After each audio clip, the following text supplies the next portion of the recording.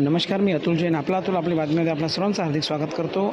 आज आपण आहोत पानिपत मैदान अंधेरी पूर्व या ठिकाणी. आत्ताच नुकत्या पडलेल्या आज 28 तारखेच्या दुपारच्या भर पावसात या ठिकाणीचं एक मोठं झाड या ठिकाणी जमीनदोस्त झालेलं आहे. आपण बघू शकता अशा पद्धतीने एक भलं मोठं झाड गेले अनेक वर्ष या ठिकाणी उभं होतं, ते आजच्या या पावसामध्ये कोसळलेलं आहे आणि या ठिकाणी रस्त्यावर अक्षरशः झोपलेलं आहे. एक रिक्षा या झाडाखाली दबलेली आहे, हे आपण बघू शकता.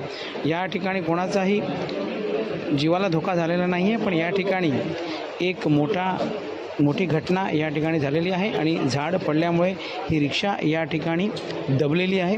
अशा पद्धतीचं या ठिकाणी नुकसान रिक्षाचं झालेलं आहे.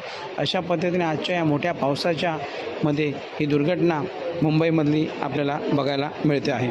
तर आपण बघू शकतो की अशा पद्धतीने अचानकपणे आज मोठ्या प्रमाणात जोरदार पाऊस आला आणि या अंधेरीमधलं हे सगळ्यात जुनं झाड जे होतं ते या ठिकाणी कोसळलेलं आहे.